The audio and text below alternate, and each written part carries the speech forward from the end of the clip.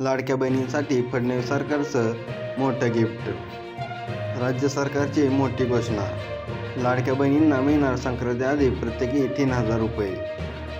लाडक्या बहिणींसाठी ही खुशखबर मानली जात आहे।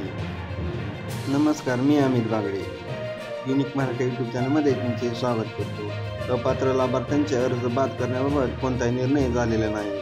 यामध्ये संक्रांतीआधी मिळणार प्रत्येकी 3000 रुपये। 3.5 कोटी अर्जाच्या फेरपडताळणीचाही निर्णय लांबणीवर झालेला आहे।